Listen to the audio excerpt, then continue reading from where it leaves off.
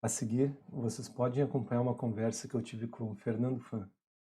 Ele é professor do Instituto de Pesquisas Hidráulicas da URGS, já trabalhou com modelagem de qualidade de água, modelo hidrodinâmico, além de previsão de vazão com o MGB. Fernando também é um membro ativo da Associação Brasileira de Recursos Hídricos e é cheio de histórias para contar. Nessa conversa, a gente falou sobre os primeiros passos na carreira de pesquisador, a importância de previsão hidrológica, o papel essencial do monitoramento hidrológico, a importância da formação de hidrotécnicos e muito mais histórias relacionadas à nossa ciência tão linda que é a hidrologia. Esse é o segundo vídeo da série Hydrotalks e, como vocês podem ver de novo, praticamente não foi editado. Eu tive algumas dificuldades na edição do áudio, mas resolvi não atrasar mais a publicação desse vídeo porque vale a pena ver. No final da nossa conversa ainda faltou luz em Porto Alegre, né? Mas a gente deu um jeito de encerrar a conversa de maneira otimista e alegre como o Fernando é. Para mim foi um prazer ter essa conversa com ele e um estímulo para trabalhar ainda mais. Com certeza, vocês também vão se inspirar com as ideias e causas desse guri hidrólogo de Uruguaiana. Bom, primeiramente, muito obrigado, Fernando, por aceitar participar aqui do Hydrotalks, né? Para mim é um prazer ter tua presença e eu gostaria de começar te perguntando como estão as coisas agora que a gente está nessa situação da isolamento físico, né? Com o Covid, e tu estás em Porto Alegre agora nesse momento, eu acredito. Perfeito, Pedro. Obrigado pelo convite, né? Para mim que é um prazer estar aqui na segunda edição do Hydro Talks. E com o visual da pandemia, né? Como tu tá falando. Então, meio barbudo, assim, meio cabeludo, né? Meu cabelo não crescia faz tempo, assim, nessa altura que ele tá agora. E vai ficar registrado, eu acho, esse vídeo, né? Como um programa em que eu tava com o visual de pandemia, né? E, inclusive eu tenho até um microfone para fazer essa entrevista aqui contigo, porque eu estava dando aulas online na pandemia, gravando aulas, etc. E aí eu estava achando o som muito ruim, né? Eu estou usando o meu microfone de gravar aulas, eu comprei para falar contigo aqui, espero que o som fique bom com ele. Mas é isso, numa rotina, de certa forma, adaptada, né, Pedro, agora com a pandemia. Confesso para ti que eu sinto muita falta das aulas presenciais e atividades presenciais. Eu particularmente gosto bastante do contato com as pessoas, mas também de atividades de campo, extra classe, etc. E isso é impossível fazer online, né? Então, apesar de todo o esforço que a gente empreende, eu acho que eu não estou conseguindo atingir assim aquela experiência legal que tinha no presencial. Mas dentro do possível, estou me esforçando bastante para fazer uma coisa legal aí durante a pandemia, né? Enquanto não tem as aulas. E isso profissionalmente falando. E em relação ao resto da vida, tá tudo bem, né? Até com os cuidados da saúde, agora em função da pandemia. Mais difícil ter outros problemas de saúde, né? Então, me considero bem. Tá certo. Bom, que bom tu falou sobre cabelo também, né? Eu tô fazendo corte em casa mesmo, daí parece que tá de peruca, assim. E talvez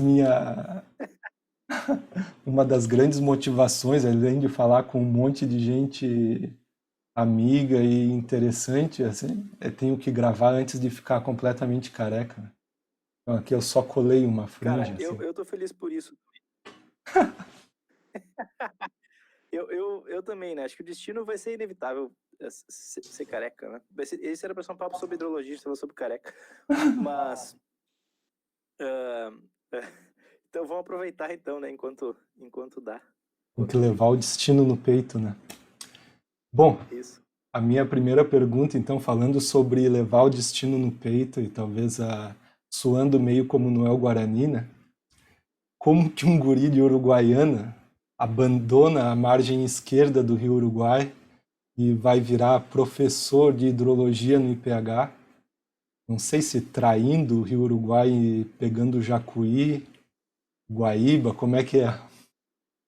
Essa pergunta é sacanagem, né, Pedro? E ela tem uma resposta longa, tá? Agora eu vou dar a resposta completa da pergunta. Então, eu queria começar dizendo que eu sou guri de Uruguaiana original, tá? Eu nasci em Uruguaiana mesmo, e eu sei algumas coisas que nem o guri de Uruguaiana personagem sabe, tipo, o que é bolacha. Saber que bolacha em Uruguaiana não é o que é em outros lugares do Brasil, né? Lá ela tem uma definição própria, ela é um pão que é dobrado, assim, isso é bolacha lá. E o Bruno Uruguaiana, do personagem, né, ele tem um vídeo no YouTube em que ele explica o que é bolacha e ele erra, ele não diz esse conceito, né? Então, ali está a prova gravada, né, que ele não é de Uruguaiana, né, que ele é só um personagem. Mas enfim, né? Bom, a pergunta é como é que eu vim parar, né, na hidrologia e ser professor do IPH, né? E tudo isso começou, Pedro, na minha decisão do que fazer na minha graduação, né? E eu queria, na minha época de colégio, assim, fazer uma coisa diferente, né? Poxa, eu quero fazer uma coisa que é diferente, que não é o que todo mundo faz, né? Aí tem aquela questão da família, pergunta sobre as carreiras mais tradicionais, o que tu vai fazer? E eu queria fazer algo que provavelmente eu fosse gostar. Eu gostava muito de cadeiras que nós chamávamos cadeira, no colégio chamava matéria, né? No colégio, matérias tipo física, matemática, biologia, química. E eu comecei a pesquisar, né, na internet opções de carreiras, ouvi alguém falar algumas coisas, e aí surgiu a engenharia ambiental, que era um curso novo que existia na URGS, né? Quando eu fosse fazer vestibular, ia ser a segunda turma também. E foi bem na época, assim, do boom das mudanças climáticas. E aí tu pesquisava no Google o que era engenharia ambiental, e as respostas eram maravilhosas, assim, tipo assim, engenharia ambiental tá aí para salvar o mundo, né? Acabar com a mudança climática, ou você vai ser muito rico. E aí eu pensei, nossa, né? E daí olha só, no vestibular da URGS, os pesos maiores eram para as disciplinas que eu mais gostava ainda, para engenharia ambiental. Eu falei, é isso aí, né? É um sinal. Aí eu me inscrevi no vestibular, coisa e tal, eu estudei, passei. Comecei o curso aqui na URGS, né? Mas com uma coisa assim, ó, tipo, depois que eu passei no vestibular, alguém falou assim, tu vai estudar cálculo, física. E eu não tinha contato com engenheiros. Assim, talvez eu tivesse conhecido engenheiros antes na minha vida, mas nunca perguntando assim, o que tu faz, o que tu estudou, né? Coisas assim. E aí as pessoas falaram isso e eu comecei a preocupar. Eu falei, eita, né? Talvez seja difícil isso aí, né? Essas disciplinas e tudo mais que eu vou ter na graduação. E antes de começar a graduação, eu lembro que eu passei um tempo na praia, assim, com a minha família, e aí a história é longa, tá? Mas eu vou contar, se não se importar. Tem tempo. Tá, porque tem a ver com o IPH, né? Eu conheci uma pessoa que tinha recém se formado em engenharia civil, na URGS, né? E eu falei assim, eu vou começar a engenharia ambiental na URGS. Daí a pessoa falou assim, nossa, tu vai estudar no IPH? Aí eu falei, vou. E eu pensei, ele vai responder agora algo assim, tipo, IPH é muito legal, né? Algo assim. Eu já tinha ido no IPH fazer matrícula, sabia que era um lugar bonito e tudo mais. E ele respondeu assim, lá é tribom de estacionar. Essa era a lembrança que ele tinha do IPH, né? E, enfim, daí começou a graduação, né? Durante o primeiro ano da graduação na engenharia ambiental da URGS, a gente não frequenta o IPH, a gente já tem contato com hidrologia e tudo mais. Tem umas cadeiras introdutórias, mas a maioria é a mesma base da engenharia, de todas as engenharias, né? Cálculo, física e tudo mais. E no final do ano, no final do primeiro ano da engenharia ambiental, aconteceu uma coisa que foi assim, aqui no curso, a cadeira de desenho que ensina AutoCAD, etc., ela é eletiva na ambiental, tu faz do que ou não, né? Eu pensei, não vou fazer uma disciplina completa para aprender esse programa, quero aprender logo, vou fazer um curso, deu uma semana intensivo. Era um curso noturno, assim, intensivo, depois que terminava o semestre. Daí eu fiquei em Porto Alegre mais um semestre, eu voltava para casa dos meus pais, né, nas férias. Fiquei uma semana aqui. E nessa semana que eu fiquei, apareceu um curso, que era um curso de gestão de águas urbanas, com o Tuti, de dia. Então o curso era de dia e o AutoCAD era de noite. Aí eu falei, vou aproveitar, vou estar em Porto Alegre, né, vou fazer. Aí eu fiz. Cara, quando eu fiz aquele curso do Tuti, né, eu achei aquilo muito legal. Falei, nossa, essas matérias, né, a água e coisa e tal, isso é muito legal. Acho que eu quero aprender mais sobre isso aí, né, curtir. Aí, Pedro, nessas mesmas férias surgiu o processo seletivo para a Bolsa de Iniciação Científica e o Walter Colichon era o professor que estava sugerindo essa bolsa, né? Aí me candidatei, entrevista, etc. Aí quando tu gravar o podcast com o Walter, anota aí para perguntar para ele por que Deus ele me escreveu e me escolheu, né? Mas enfim, eu fui escolhido, né? E eu comecei a fazer Bolsa de Iniciação Científica com o Walter. E olha só, eu era bolsista de iniciação científica do Rodrigo Paiva, que foi entrevistado no programa passado aqui por ti, né? E o Rodrigo me dava missões, assim, sensacionais, tipo, eu digitalizei todo o mapa de solos da Amazônia, e uma escala super, super refinada, aí acho que ele gostou e pediu, agora faz o de geologia também, eu lembro deu dias digitalizando lá no ArcGIS, mapa de solos de geologia, né? Mas essa experiência da Bolsa Científica foi muito legal, gostei muito, assim. Produzi coisas muito interessantes, né? Quando eu terminei daí a bolsa de iniciação científica, a gente tinha que fazer estágios obrigatórios aqui na URGS, né? Tem 2 estágios obrigatórios na engenharia. E aí eu fui fazer em outras áreas, né? Fui conhecer outras coisas, empresas, etc., saneamento, depois áreas contaminadas, né? Trabalhava numa empresa bem legal, fazia estágio em uma empresa muito boa, que eu gostava muito. Daí chegou no final do curso. E no final do curso, isso era 2012, né? E 2012, talvez tu lembre, né, que quem está escutando depois vai lembrar, era uma época que o Brasil estava crescendo muito, a engenharia tinha muitas oportunidades, né? Assim, tinha trabalho para todo mundo, com certeza. E eu tinha muitas opções, né? A empresa que eu trabalhava me ofereceu, continua aqui, né? Vem fazer parte do quadro da minha empresa. Eu tinha passado em primeiro num concurso da Companhia de Saneamento aqui do Rio Grande do Sul, chamaram meu nome. E eu passei no mestrado. Corsan. Isso, a Corsan. E eu passei no mestrado. E aí, Pedro, eu decidi fazer um mestrado, né? Quando eu decidi fazer um mestrado, muitas pessoas falaram assim, cara, tu tá doido. Daí tu não podia mais voltar para Uruguaiana, né? Que a família não ia aceitar isso. Enfim, né? Foi assim, foi um choque, né? Para muitas pessoas, elas assim, pô, o cara, ele abandonou, né? Opções de carreira que eram certas por uma opção de seguir estudando, né? E aí, eu fiz o mestrado, né, num tema que eu queria. Isso é uma coisa que me chamou muito, assim, porque fazer o mestrado, eu tinha ideias, né, do final da graduação, TCC, etc. Inclusive, minha dissertação de mestrado é um projeto que eu tinha começado na graduação, mas não terminei e decidi, então, desenvolver ele como meu mestrado depois. Aí eu fiz, né, uma ideia que eu queria. Isso me fascinava muito, assim, desenvolver coisas que eu queria, né, pesquisar coisas que eu queria. Durante o mestrado eu entrei em contato então com outra área de estudo, né, porque eu trabalhei com qualidade da água no mestrado, né. Depois, durante o mestrado, surgiram algumas oportunidades de eu conhecer o assunto de previsão de vazão, previsão hidrológica, previsão de cheias, etc., para usos diversos, né.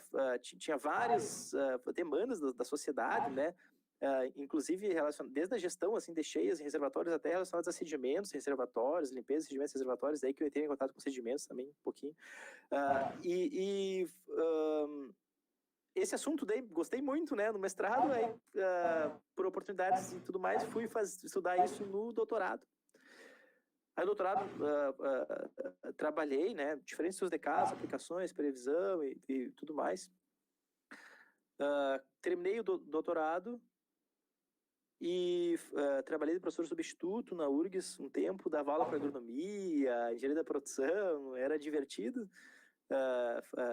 nessa fase, né, que fui professor substituto, até que surgiu a oportunidade do concurso no IPH, eu acabei fazendo e passando, né, nesse concurso passou eu e passou o Jean, que é meu colega, acho que tu vai entrevistar ele em algum momento aqui também. O próximo. E o próximo, perfeito. E daí virei professor, né? E as coisas foram acontecendo, né?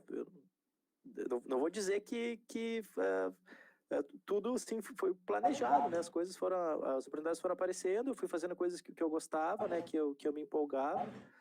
Eu gosto muito do IPH, né?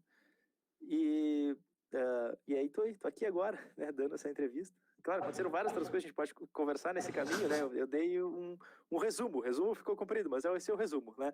O abstract. Mas aí, sobre abandonar o Uruguai, isso eu vou falar que eu não abandonei, tá, Pedro? Porque, por exemplo, agora tem, por exemplo, uma aluna minha que está fazendo dissertação sobre mapeamento das cheias no Rio Uruguai, né, usando modelagem hidrológica e hidrodinâmica para essa região. Então, embora eu não esteja morando, né, do lado do Uruguai, estou morando lá no Guaíba, eu estou desenvolvendo muitas coisas interessantes para a bacia do Uruguai, para outras bacias também, claro, mas para a bacia do Uruguai também, e talvez esteja contribuindo mais para lá do que eu estaria caso eu estivesse morando lá do lado. Que bom, né? Realmente, talvez o Rio Uruguai é um dos meus rios favoritos, né? Principalmente depois de visitar aquele salto do Yucumã, assim. Ali derrubadas, né? É muito legal. Bom, eu acho que a tua história já falou muito bem sobre tudo. Tu também teve chance de morar na Alemanha um tempo durante o doutorado, eu acho, né? Sim. Eu posso contar um pouquinho sobre essa história, se tu quiser, Pedro. Claro. Eu sou Tá. muito fofoqueiro, né? Então tudo que quiser falar, eu quero saber. Essa história é o seguinte, né? Durante o meu mestrado, eu tive contato, né, com algumas pessoas que trabalhavam na CEMIG, a Companhia Estadual de Minas Gerais de Energia Elétrica, né? E eles tinham uma demanda por pesquisas lá relacionadas à previsão de evasão, como eu falei. O Walter estava atuando, fazendo pesquisas nessa área, que era meu orientador, né? Foi meu orientador no mestrado e doutorado. E falou assim, Fernando, esse tema aqui é legal e coisa e tal, né? Então a gente desenvolveu algumas coisas interessantes nessa época para fazer previsão de evasão para as bacias, para uma bacia especial que tem interesse a CEMIG, que é ali no Alto São Francisco, né, que drena para a usina de Três Marias. A gente fez umas pesquisas bem interessantes, até uma delas foi premiada no simpósio de 2013 da BRH Hidro, de jovem pesquisador, né? E daí, olha só, tá, isso a gente estava trabalhando, pesquisando, né, fazendo coisas legais. E eu falei pro Walter, eu quero terminar o mestrado e no doutorado eu quero fazer um sanduíche. Daí, na época, tinha, né, o programa da CAPES de doutorado sanduíche com fluxo contínuo, assim, e aparecendo no site, pipocando no site as oportunidades. Que apareceu uma que era assim, venha trabalhar com modelagem de previsão de evasões na Alemanha. Eu, opa, né, um tema que interessa, né, quero trabalhar com isso no doutorado, acho que vou me candidatar. E Pedro, olha só que curioso, essa pessoa da Alemanha, que é o Dirk Schonenberg, que foi meu orientador lá na Alemanha depois, ele também estava em contato com a CEMIG para desenvolver coisas para a CEMIG.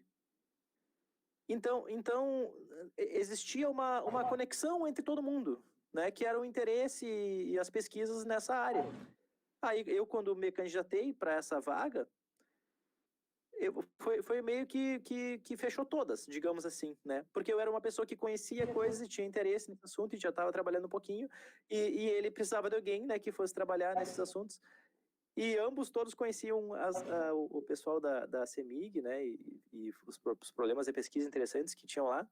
E aí eu acabei indo fazer doutorado 1 ano na Alemanha, trabalhando com esse assunto com o Dirk. E a gente fez coisas bem legais, assim, de uso de previsões para otimização da operação de reservatórios.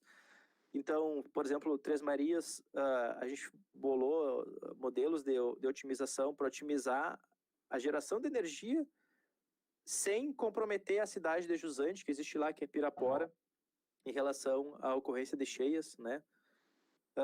Para a usina de Aimorés, que fica no Rio Doce, a gente desenvolveu um modelo que depois foi acoplado com otimização também, para fazer a operação de flushing, que é a limpeza de sedimentos, que eles nem fazem mais o flushing, que é uma operação mais pesada de limpeza de sedimentos, agora eles fazem pass-through, que é uma limpeza de passagem dos sedimentos, na verdade, pelo reservatório, né? Uma operação de passagem de sedimentos.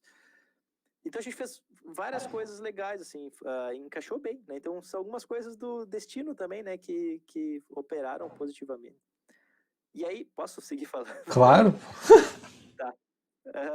E aí, olha só que curioso. Aí, isso, eu trabalhei nisso lá com o Dirk, né, na Alemanha em 2014, sobre o Rio Doce, flushing, otimização do flushing, e daí esse modelo, né, foi acoplado com o Delft Fuels, que é uma plataforma de rodar previsões hidrológicas. Esse acoplamento, fui eu que trabalhei nele, eu fui lá, programei as coisas, né, de fazer o acoplamento do Delft Fuels para operar o reservatório, no contexto do projeto. Do que acontecia com o Dirk era assim, ele trabalhava um pedaço da semana na universidade e outro pedaço ele trabalhava na empresa holandesa chamada Deltares, né? Então ele morava na Alemanha e na Holanda, né, dependendo dos dias da semana. E esse era um projeto que a Deltares tinha com a CEMIG, a gente aproveitava para fazer as pesquisas em cima. E a Deltares tinha como benefício, digamos assim, que mais pessoas desenvolviam coisas, né, para o projeto. E aí, esse desenvolvimento, então, que a gente fez, né, eu trabalhei em 2014, 2015, depois eu terminei a minha tese e não ouvi mais falar. Tá? Aí, em 2019, se eu não me engano, ou 2018, acho, 2018, eu estava sentado no Enes, assistindo o Enes, Encontro Nacional de Gerência de Sedimentos. E aí veio uma pessoa da Aliança Energia, que é a empresa que opera a usina de Aimorés, né? E ela apresentou assim, hoje eu vou apresentar as operações da limpeza de sedimentos da usina de Aimorés para vocês. Em 2015, a gente tentou fazer, 2015 é fictício, tá? Não sei se foi bem 2015, mas assim, digamos, em 2015, a gente tentou fazer a limpeza, né, de Aimorés. Acho que foi até antes, acho que foi 2008, 10, sei lá.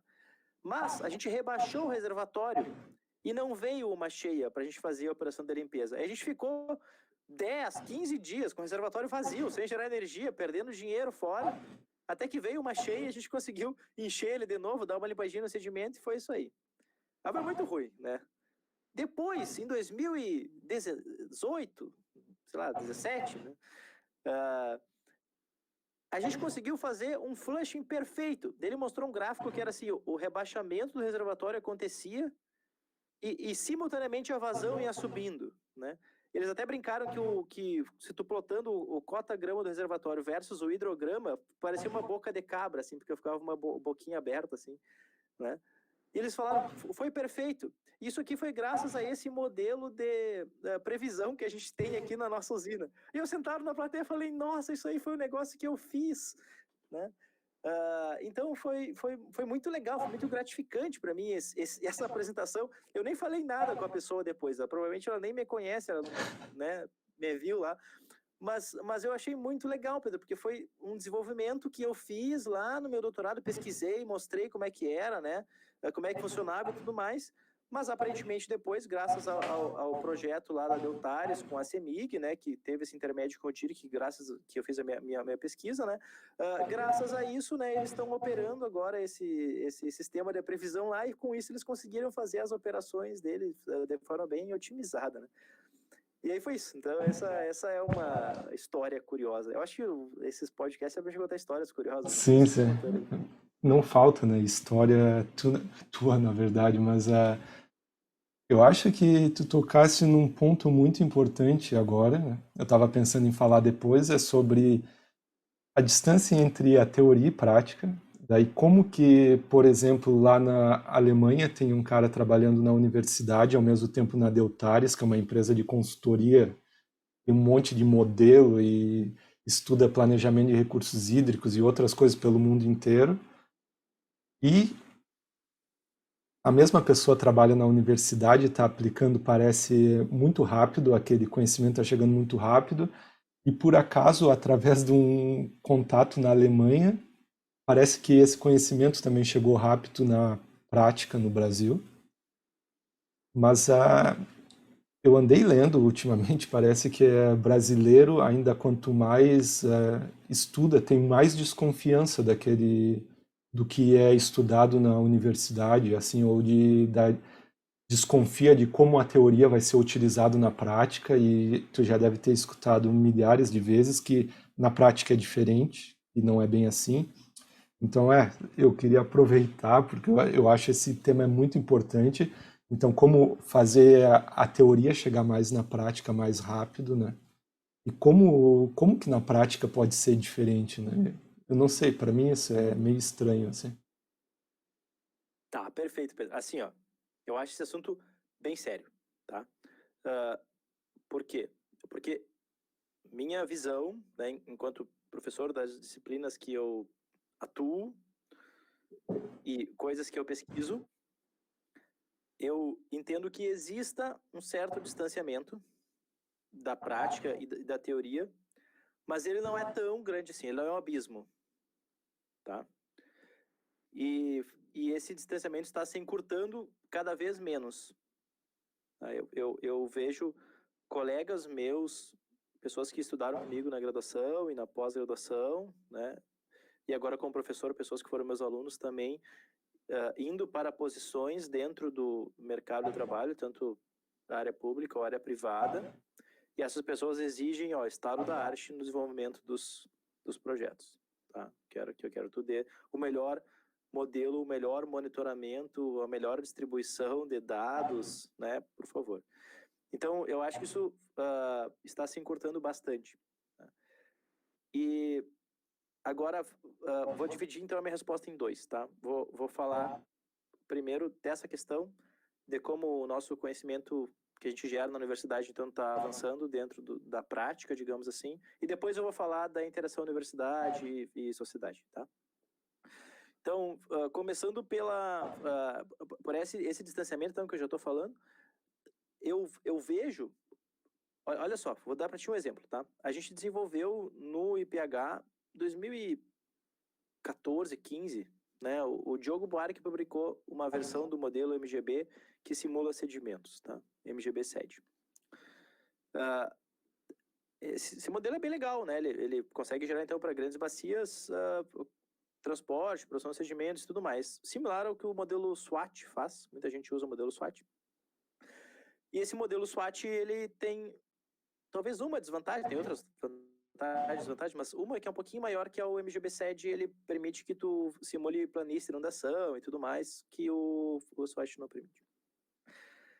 Aí, há 2 anos atrás, 1 ano atrás, ou seja, cerca de 3 anos depois do desenvolvimento desse modelo, saiu um edital aqui do órgão ambiental do Rio Grande do Sul, solicitando estudos de modelagem de sedimentos para o Estado, né, para uma bacia aqui específica do Estado, e eles listaram lá os modelos a serem utilizados, e um dos modelos era a MGB-SED, que tinha sido desenvolvido há 3 anos atrás, aqui na universidade. Né?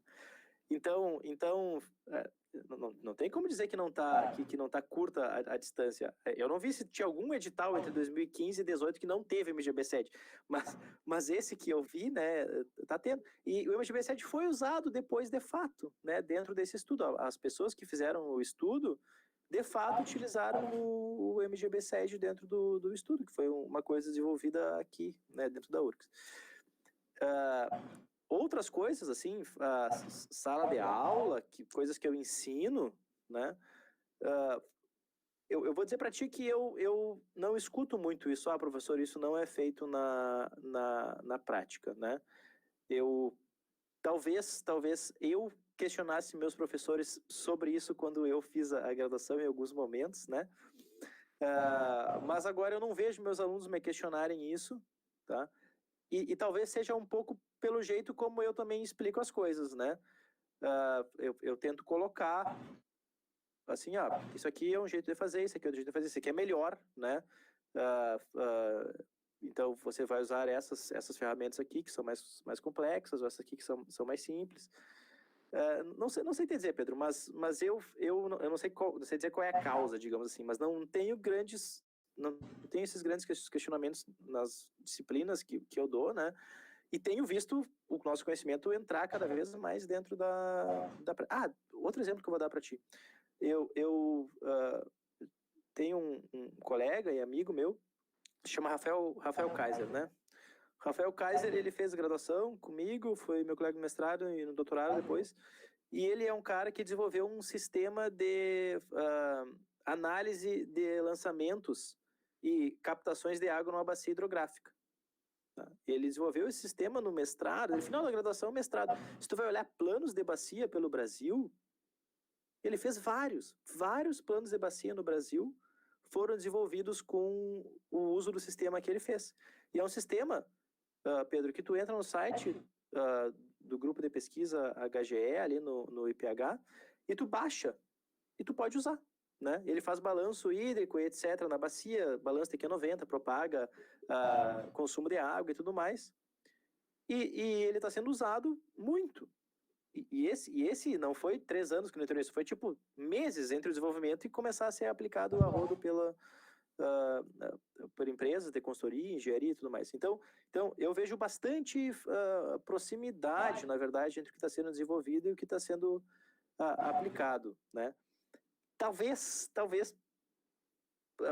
por ocasião, não sei, né? Mas eu tenho estado bem feliz, na verdade, com isso. E daí, só para finalizar esse assunto, antes de entrar no próximo. Eu não quero finalizar, porque eu também quero comentar, mas pode falar. Tá. E aí, última coisa que eu queria comentar. Uma aluna minha, esses tempos, a Renata, fez um trabalho muito legal sobre calibração de modelos hidrológicos usando dados de sensoramento remoto, né? De sedimentos. E a gente tem poucos dados de sedimentos pelo Brasil, assim, tanto espacialmente quanto temporalmente. Né? Eu falei, isso aqui, né? O Hugo, meu outro aluno, já tinha trabalhado com isso, agora a Renata também trabalhou. Então a gente tem desenvolvido coisas e tecnologias, e assim, a gente está um pulo, né? Um pequeno passo de desenvolver uma interface que alguém pode baixar na internet, usar esse dado para calibrar o modelo também, né? Então, entre não usar e usar ele, a gente viu que existe um benefício em usar ele.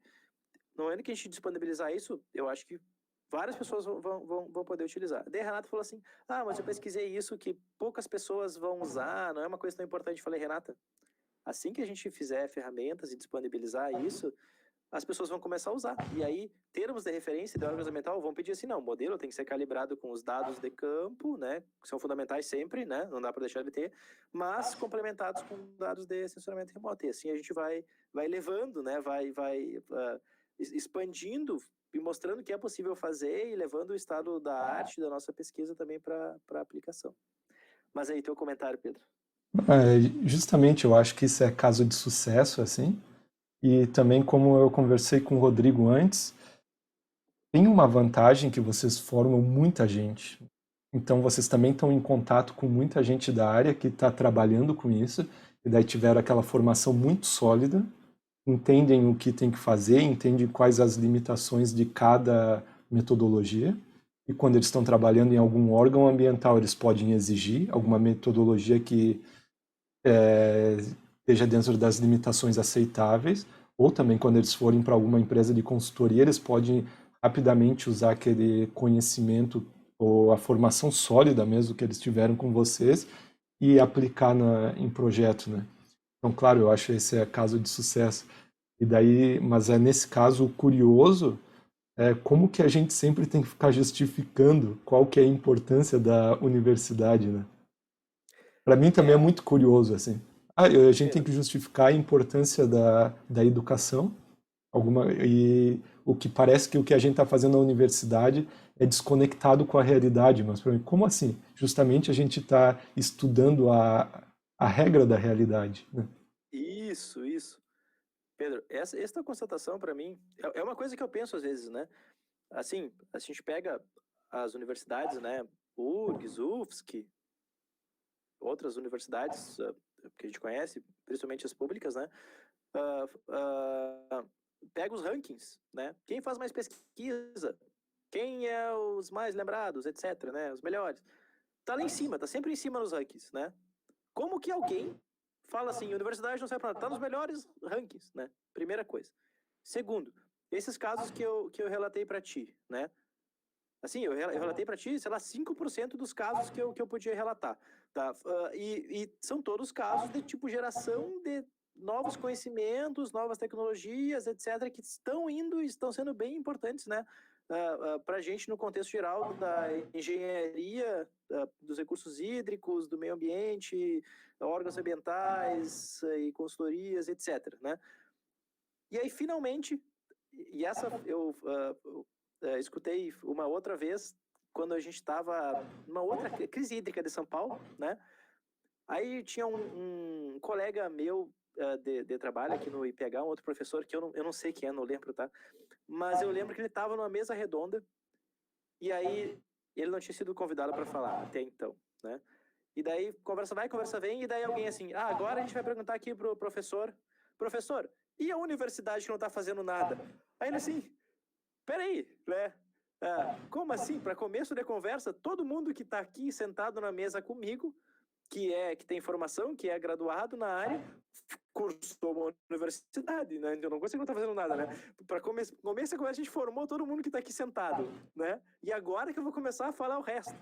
Então, a universidade está na base de tudo que está aqui, né? Então, Pedro, esse discurso que a universidade não está fazendo, que a universidade não, sei lá, não serve para nada, que o pessoal fala, ou até um discurso assim que só serve para formar, né?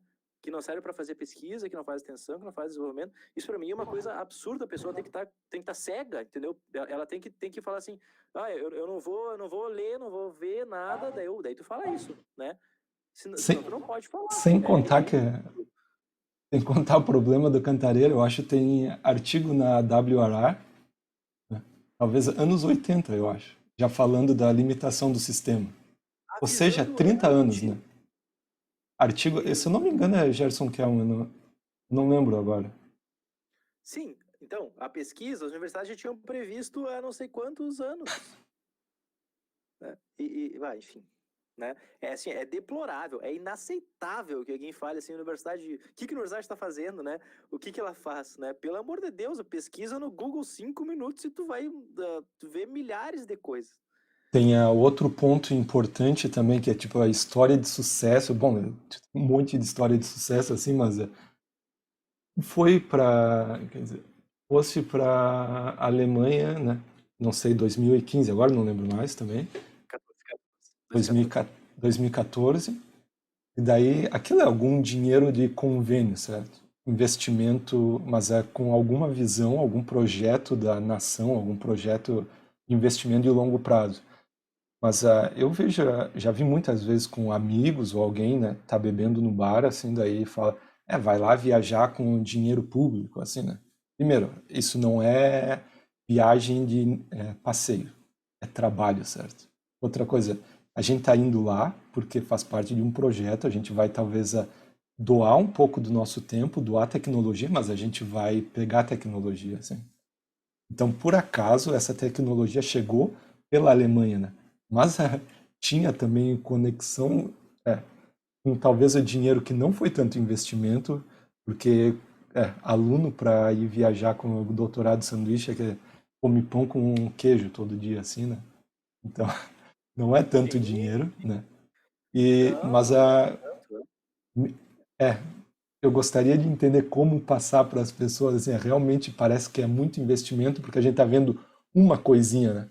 Mas talvez aquele um melhoramento no sistema de previsão de uma hidrelétrica, eu gostaria de saber quantos milhões de reais ajuda a guardar por ano, assim. Então ninguém está fazendo Perfeito. isso. Exatamente. Exatamente. Bom, tô saindo total do assunto. Eu tenho que voltar para aquele assunto. Anota aí que eu tenho que voltar para o assunto da interação universidade e empresa, etc. Mas vamos seguir viajando nesse aqui, tá? Porque eu quero falar sobre isso agora. Então, na Europa, existe um sistema chamado EFAS, que é European Flood Awareness System. Então, Sistema Europeu de Alerta contra Inundações, tá? O sistema EFAS ele é operado, então, pelo uma entidade lá, né, que roda um modelo hidrológico baseado em previsões meteorológicas do centro europeu. Ele dá previsões, então, para toda a Europa. Tá? Ele é um pouco grosseiro, então não dá uma previsão super detalhada, mas ele dá uma previsão do tipo assim, aqui terá vazões bem altas, aqui vai ter vazões altas, aqui vai ter vazões muito altas, aqui não vai ter vazões altas. Então, com base nisso, tu consegue tomar a tua decisão. Se tu não tem nada, nenhum sistema de alerta, poxa, vai ter mão na roda, porque tem alguma coisa. Se tu já tem teu sistema de alerta, tu pode comparar. E se tu trabalha com previsão, que é um assunto que eu trabalhei bastante já, tu vai saber que quando tem uma outra coisa para te comparar é muito bom, né? No Wind, aquele sistema de previsão, aquele site, né, de previsão que tem na internet, né, o wind.com, uma coisa assim, se tu clica no nome da cidade, tem um botão comparar, tu pode comparar previsões de diferentes centros, o que é muito legal, porque quando todos convergem, tu fala, opa, né, convergiram, isso aqui vai acontecer, né? Quando não converge, tu fica, será que vai acontecer? Não vai, né? Tem essa dúvida. Então, tu tem um sistema, mesmo que tu tenha já o teu sistema, né? E tu tem outro para te comparar, para te respaldar, a tua opinião é muito legal. Então eles têm esse EFAS, tá? Em 2017, eu acho, um pesquisador muito famoso da área de previsão chamado Florian Papenberger e colaboradores escreveram um artigo que é benefício econômico do EFAS, tá? Do Sistema de Previsão Europeu. E eles chegaram, Pedro, em valores que são assim, a cada €1 investido, retorna 400 euros. Retorna 200. Tinha cenários, tá? Tinha cenários. Assim, se o sistema estiver operando bem mal, for muito ruim as previsões e um lugar que a previsão só é útil para operar uma eclusa. Aí o benefício do sistema é tipo 1/20, né? Aí no outro lugar tem cheia, tem cidade, etc. Nesse lugar o benefício do sistema, a previsão for boa, o benefício vai chegar a 1/400. Então eles deram uma faixa, tá? Uma faixa de benefício. Mas o que eu quero chegar é que assim, ó, sempre era muito benéfico nesse artigo, e aí quem está escutando aqui pode pesquisar, ou a gente pode botar, sei lá, na descrição depois o link para o artigo. Ele é um artigo aberto na revista Environmental Policy, que sempre tem um benefício, e era bem grande esse benefício de existir esse sistema de previsão, tá? Agora, isso na Europa, tá? Super grande o benefício. Vou dar para ti o exemplo nosso no IPH aqui agora, tá? Eu fui para a Alemanha e aprendi bastante sobre previsão de evasão, tá? Trabalhei lá, tudo mais. Aí, alguns outros colegas, né? Por exemplo, o Ayan, que trabalha com a gente, ele foi para França, né? Antes aqui no IPH ele trabalhava bastante, mas digamos que eu influenciei ele, né? Outras pessoas influenciaram ele, mas o fato dele ter ido para fora do país, tanto na graduação quanto na graduação, ele virou um super pesquisador, né? Aprendeu muito sobre modelagem. Aí outro colega nosso, o Vinícius Siqueira, né? Tá terminando o doutorado agora, né? O Siqueira também, né? Trabalhou comigo, daí ele foi agora para a Holanda, passou 6 meses na Holanda também. Aprendeu muitas coisas. Então, esses investimentos nessas 3 pessoas, né, e mais o conhecimento que veio do Walter Colichon, Rodrigo Paiva, né, que também teve investimentos do governo, né, quando ele foi fazer doutorado fora e tudo mais, estão resultando agora num projeto que é o modelo hidrológico da América do Sul, né, que já está consolidado, que já existe. E agora, no doutorado do Vinícius Siqueira, ele colocou para rodar, né, e rodou previsões hidrológicas para toda a América do Sul, igual o EFAS, melhor que o EFAS, porque o modelo é mais detalhado que o modelo do EFAS. E não bastasse isso, ele rodou depois métodos para pós-processar essas previsões para elas ficarem melhores ainda, né? Então ele faz excelentes previsões para vários locais do Rio Grande do Sul, né? Num sistema que com muito pouco agora, né, com um desejo, por exemplo, de um órgão brasileiro que invista um pouquinho mais agora, dá para pegar tudo isso e operacionalizar na forma de um sistema igual o EFAS e começar a colher todo esse benefício de 1/20 até 1/400 euros investidos de volta, né, com toda essa pesquisa, esse desenvolvimento que foi feito, né? Claro que, né, tem que instalar um sistema, né, usar e tudo mais, mas enfim, né, a gente antes disso, vamos se colocar de volta em 2007, antes de eu entrar na graduação, não tinha nem sonho, isso não era nem sonho, Pedro. A gente está em 2020. Menos de 15 anos depois, e isso a gente está a um passo de ter o sistema América do Sul de previsão de evasões, por exemplo. E a gente está um passo mesmo. No podcast passado, o Rodrigo Paiva falou assim, a gente roda um sistema que todos os dias baixa os dados de chuva e roda a vazão atual da América do Sul. Então, tipo, a gente já tem até a tecnologia que roda hoje. Para rodar para os próximos dias, é um passo. A gente está muito perto, né, de ter uma coisa igual aqui no Brasil. Então, no Brasil e na América do Sul toda. Né? Então, olha só o potencial disso. Isso é uma coisa incrível, né? Posso contar uma outra história? Só depois tu não pode falar. Depois tu não pode falar que vai ter que desligar, tá? Eu vou te prender muito mais. Tá bem. Não, beleza. Vou seguir falando. É que, olha só, falando em modelo da América do Sul, o Rodrigo Paiva, né, professor do PH, quando eu fui bolsista dele, ele defendeu o mestrado, né? E depois do doutorado, ele fez um modelo para toda a Amazônia. E na Amazônia, ele rodou o modelo dele, super legal e tudo mais, né? Era um projeto do IPH com a Agência Nacional de Águas na época, sensacional. E ele fez uma piada que era assim, o próximo passo é modelar a América do Sul. Cara, 4 anos depois, Pedro, tinha um modelo da América do Sul, que já estava funcionando, né? E agora, alguns anos mais depois, a gente já está com essa situação, que a gente pode ter o sistema da América do Sul de previsão. Até a gente brinca, né, que o nome do projeto é SAFAS, South American Flood Awareness System, né? O nome fica até engraçadinho, né? Então, Pedro, olha que legal, cara. Olha que legal esses desenvolvimentos, essas coisas todas. E aí, o que aconteceu? Só o modelo da América do Sul, agora eu vou deixar de lado a previsão, tá? Só o modelo da América do Sul tem bancos de dados dele, né? Vazões para todos os rios da América do Sul, que podem ser aprimoradas, estão sendo aprimoradas, né? Para gerar bases de dados, para a gente poder gerar dados em locais que não tem, por exemplo. Ou comparar, né, com estudos de regionalização e tudo mais locais, para ver se a ordem de grandeza está certa, ou gerar informações do ciclo hidrológico para outras bases de dados, por exemplo, a base de dados do Cameos BR, né, que tem então, informações que foram obtidas a partir desse modelo. Então, assim, essa pesquisa, eu estou falando que uma coisa que dá para fazer com ela, mas, na verdade, são várias, entendeu? Tudo é que nem árvore, assim, né? Vai abrindo vários galhos e vai gerando novos conhecimentos, oportunidades, pesquisas, desenvolvimento para o país, desenvolvimento para as pessoas, oportunidades de trabalho, né? Porque na medida que a gente vai tendo essas técnicas mais complexas, né, tem que ter pessoas também para conseguir aplicar elas e analisar e gerar resultados.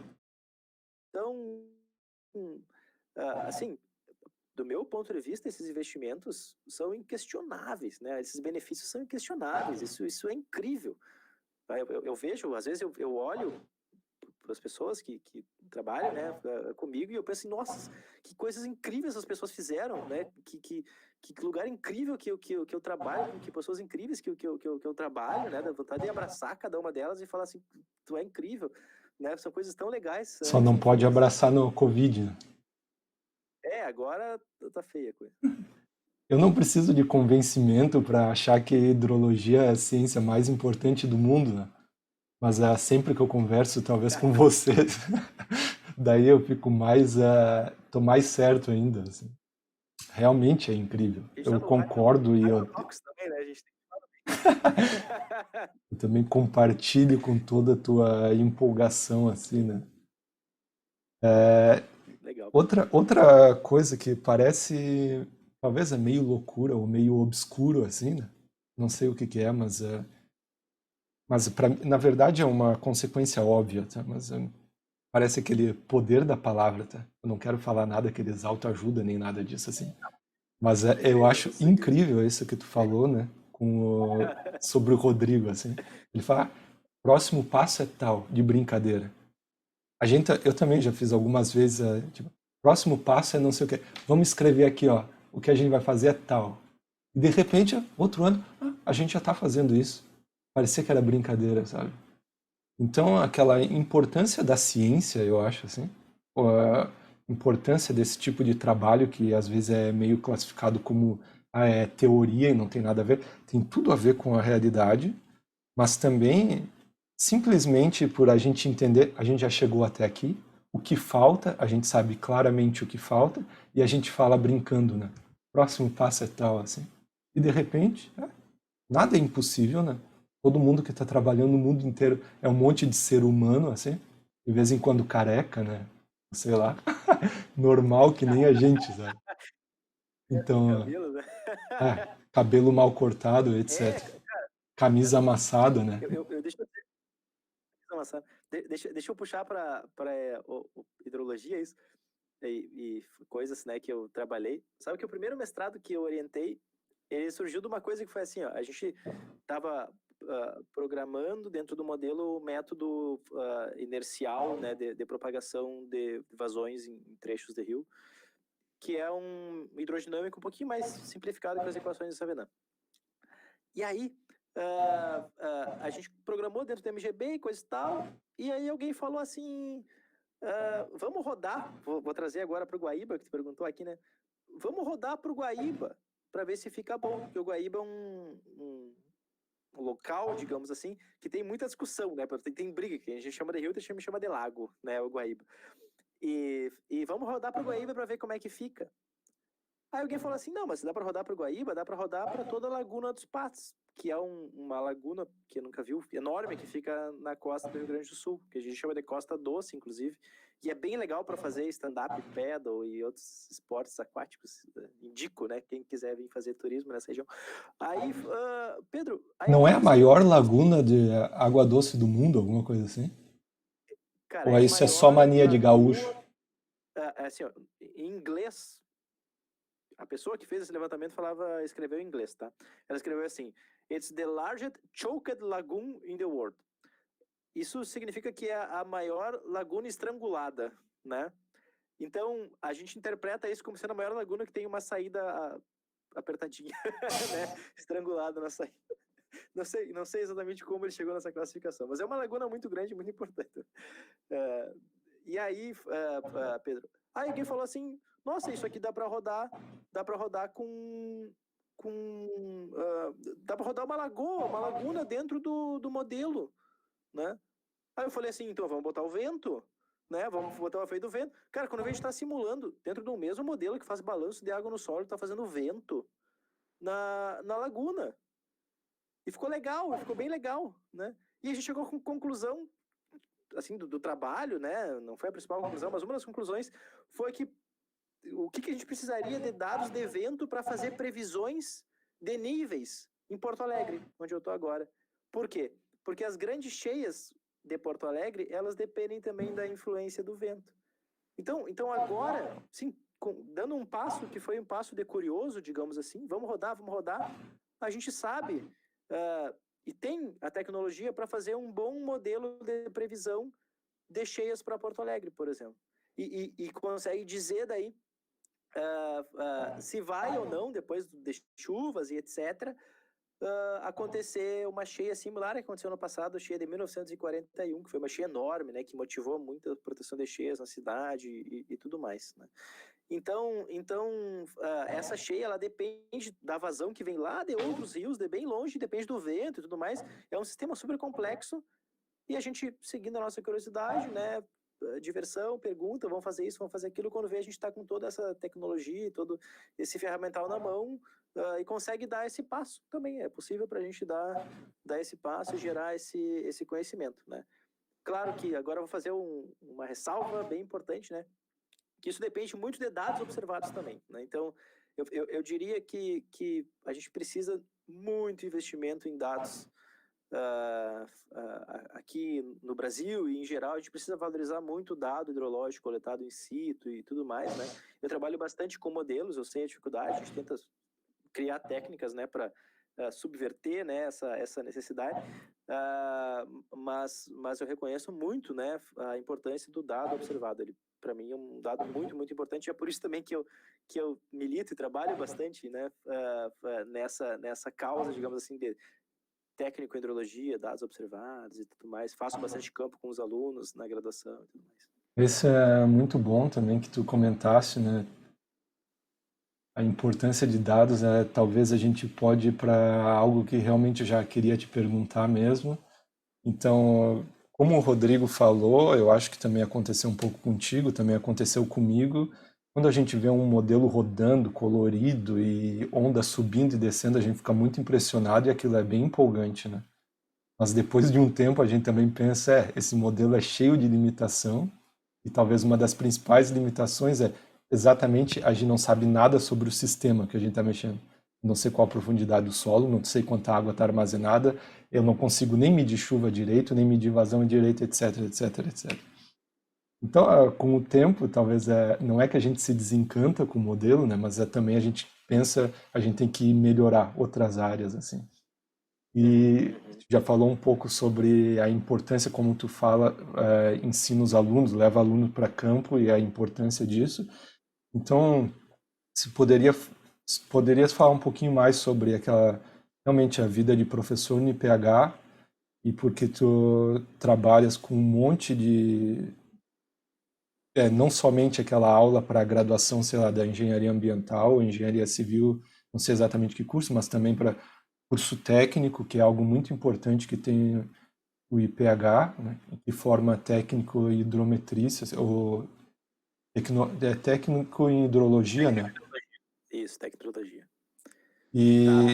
E, além disso tem aquela empresa júnior, etc., várias coisas que tem na IPH ou que tu está envolvido, se puder comentar um pouquinho sobre isso, né?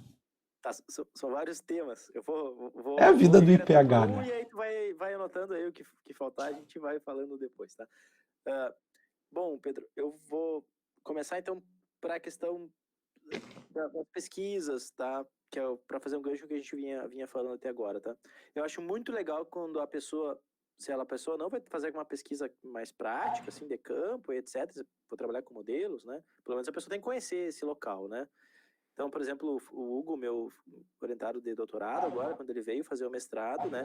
Quando a gente estava pensando na área de estudo dele, a gente meio que decidiu fazer a bacia do Rio Doce porque ele é da região lá, ele conhecia e tudo mais. Ah, vai ser essa bacia, então tu conhece, né? A região. Uh, outras pessoas, né, que vêm trabalhar comigo, às vezes um bolsista da IC, quando começa a trabalhar, eu pergunto assim, de onde é que tu é, de onde é que é a tua família e coisa e tal. Então tá, então quem sabe o primeiro estudo de caso, para te aprender, a gente escolhe essa bacia, que é uma região que tu conhece. Então eu acho bem importante a pessoa, no mínimo, conhecer, né, a área que ela tá trabalhando. Aconteceu alguns casos, não foi possível, né? Enfim, né? Tudo bem. Mas eu sempre prezo por isso e tento estimular a pessoa que ela conheça, né?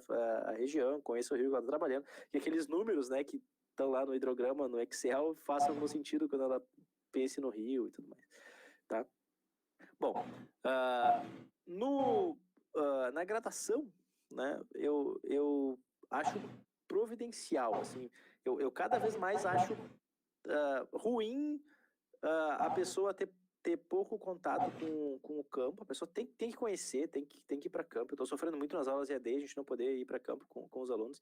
A comparação que eu faço com meus alunos é assim, ó, o segundo dentista tem que pegar e tem que mexer na boca das pessoas para virar dentista, né? O engenheiro, ele tem que ir para campo, tem que ver as coisas real ali acontecendo, né? Para a gente poder discutir. O aprendizado é enorme quando a gente vai para campo, olha os lugares, faz projetos, né, sobre locais que a gente visita em campo. Então isso é essencial. E aprender as técnicas também de monitoramento, elas são muito importantes, né? E por mais que um engenheiro formado, né, ele não vai ser um hidrometrista, né, a gente não vai mandar o engenheiro para campo, talvez visitar todas as estações e medir em todas elas e tudo mais, né? A gente vai mandar o técnico em hidrologia para fazer isso. O engenheiro tem que saber, né, como é feito, por que é feito, como fazer direito. Isso é essencial, né, Pedro? Saber interpretar um dado, saber se não tem um erro num dado, pegar um dado bruto, e olhar e depois ver o dado que foi trabalhado e ver se, opa, não tem algum erro aqui. E, cara, uma coisa que eu fico indignado é, às vezes a gente vai para campo e a gente vê estações. Vou dar um exemplo para ti. A gente deu um curso para CPRM, tá? De técnico em hidrologia para CPRM, para treinar algumas pessoas lá. E a gente foi para alguns campos que tinha estações de outras, tipo uma empresa tinha que instalar uma estação. Primeiro que ela instalou do lado da CPRM, que eu achei ridículo, porque instala em outro lugar, né? Já tenho dado a CPRM ali, mas tá, tudo bem, você funciona como uma verificação, sei lá, tudo bem. Mas a estação da empresa, provavelmente está embaixo de uma árvore, entendeu? Aí o que foi isso? Provavelmente o engenheiro, cara, seja o engenheiro da empresa que instalou, ou seja o engenheiro da empresa que contratou, ele não foi lá ver, entendeu? Falei, isso aqui não dá, né? Não dá para botar o pluviômetro abaixo da árvore. Cara, eu já vi antena de transmissão de dados. Aqui tá o pluviômetro, aqui em cima tá a antena. Como assim, entendeu? A antena não pode ficar em cima do pluviômetro. Então, assim, umas coisas básicas que o técnico não pode errar, mas o engenheiro também tem responsabilidade sobre isso, né? Sobre esse dado e tudo mais. Então, Tem, pode falar. tem um problema que eu vejo com isso, mas não é só na parte prática, talvez aquele na área de pesquisa também, assim. E realmente quem deve gerar dado e não vai usar o dado, ele não tem o mesmo cuidado, sabe? Então, às Sim. vezes a gente obriga, talvez uma empresa que tem uma hidrelétrica, não sei, por favor, vocês têm que ter dados meteorológicos. Simplesmente, beleza, paga um dinheirinho, bota uma estação, tanto faz, porque eles não estão preocupados em analisar. Então, talvez a próxima geração tem que começar a exigir. A gente quer que vocês tenham em tal lugar, mas tem que mostrar que funciona, tem que calcular alguma coisa com esses dados e mostrar que bate com alguma outra coisa, né? Então, eu não sei como fazer exatamente, mas isso tem uma influência também, eu acho. Cara, e olha só, situação que eu já vivenciei. Projeto de P&D, de modelo de previsão de evasão. Quando eu estava no mestrado, né, que eu falei para ti, eu tive contato com esses projetos, tinha um projeto de P&D com o professor Lawson, que hoje é aposentado, né, do IPH. Vamos fazer um modelo de previsão de evasão com esses dados aqui. Pedro, os dados eram muito ruins. Mal, estava instalado em lugar ruim, provavelmente embaixo da árvore, essas coisas que eu falei para ti, né? Mas eles iam usar, entendeu? Aquele dado era importante para a empresa, para fazer a previsão. Mas eles simplesmente não acharam que eles iam usar. Disseram, vamos cumprir a lei, né? A resolução da ANEEL, lá, Ana ANEEL 2010, vamos botar aqui o mínimo. Cara, em Rio, que não era tão importante assim monitorar, eles estavam monitorando, em um lugar ruim.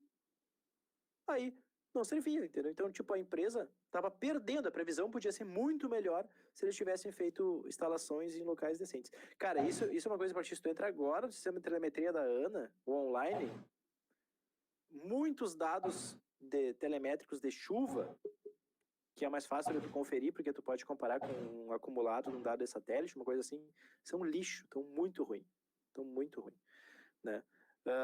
Porque são mal instalados. Tem toda a dificuldade claro, monitoramento, campo, cara, é difícil, é custoso, né? Eu sei bem, né? E reconheço bastante o trabalho dos meus colegas que trabalham bem forte com monitoramento, né? A professora Nils, o Jean, Massato, no IPH são muito bons nisso, né? E acho fantástico o trabalho que eles fazem, né? Como eu falei para ti, eu acho incrível, né? Dá vontade de abraçar e falar assim, nossa, são incríveis. Reconheço que existe essa dificuldade, entendeu? Mas, poxa, cara, esse dado, né, de chuva, de evasão, no contexto de uma empresa de usina hidrelétrica, por exemplo, cara, esse dado pode virar dinheiro para eles numa boa previsão de evasão, por exemplo. Eu fiz um estudinho, era um estudinho bem simples, era um TCC que eu orientei de um aluno, tá? Se a previsão de evasão fosse perfeita, o que não é verdade, né? Geralmente a previsão de evasão tem erros. Mas se a previsão fosse perfeita, lá na área de estudo que ele fez, duas usinas operando em conjunto, numa cascatinha, né? Conseguiriam gerar por mês algo em torno de 70 mil reais de benefício, se a previsão fosse perfeita. Tá, se a previsão não fosse perfeita, talvez esse benefício caísse, sei lá, para 30, para 20 mil reais, digamos, que caísse bastante. Mas, pô, 20 mil reais por mês ainda é bastante dinheiro, né? Eu acho que dá para, né, por ano, isso dá, sei lá, 240 mil reais. Dá para investir num bom monitoramento e Pois é. ter boas retorno. Tá. Então, cara, isso para mim é injustificável, entendeu? É incrível, né? Especialmente falando aí agora em empresas, principalmente empresas de usinas hidrelétricas, que poderiam ter esse benefício, como eles não investem tanto, eles fazem o mínimo para cumprir a legislação e às vezes o dado está bem ruim e eles não se preocupam muito com isso. Cara, posso falar do CTH agora? Sim, sim. Eu acho Para não parecer que está falando tão mal de dados, claro que tem muito caso que é problemático, né, no Brasil, mas realmente a gente tem que elogiar aquele sistema brasileiro nesse ponto, eu acho. Ah, E não, cara, isso, isso Pedro, não é tão comum no não, mundo é assim. fora de série, cara. Assim, ó, isso é uma coisa muito incrível. O Brasil ter o Sistema Nacional de Recursos Hídricos, ter os bancos de dados que a ANA tem, que ela disponibiliza. Cara, eu tô reclamando aqui da qualidade dos dados, eu acho que tem que ser melhor, acho que tem que ser cobrado, mas o que a gente já tem é muito legal, né? Ah, É muito legal, né? Ele tem que ser melhor, mas isso já é muito incrível, né? O trabalho da CPRM, o trabalho da ANA, isso dá ah, muito orgulho, assim. ANA e CPRM são órgãos que eu fico muito orgulhosos que eles existam, as coisas que eles fazem, ah, assim, a Ana, né, em compilar os dados, disponibilizar e tudo mais, né, isso é muito legal, né, telemetria em tempo real, dá para baixar na internet em tempo real, cara, isso é muito legal, né, vou deixar aqui, né, meu agradecimento, graças a Ana, que a gente consegue fazer todas as coisas que a ah, gente faz, né, deixar dados, e a CPRM também, né, que eram técnicos em campo, condições adversas, até de gestão, né, da CPRM, ela tem dificuldades, assim, eles fazem medições, levantam os dados, instalam as estações, eu conheci técnicos dando curso para CPRM incríveis, né, o pessoal da CPRM é muito bom, então, assim, muito orgulho, né, dessas instituições brasileiras também, muito legal que elas existem, uh, uh, faço essa crítica, não é a elas, com certeza, né? Com certeza, eu acho incrível todo o sistema que a gente tem, né? É é, só um apelo, digamos assim, falando que ainda dá para fazer melhor, sim. especialmente numa cobrança, né, de instituições, assim, tipo empresas de usinas hidrelétricas, que poderiam fazer melhor em relação aos seus dados telemétricos que são disponibilizados, né? É óbvio, né, que eu não penso que tu estava falando mal assim, mas porque eu quis comentar é porque já escutei muitas vezes, sabe? É, mas esses dados têm muito problema. Eu sempre pergunto, qual problema tem?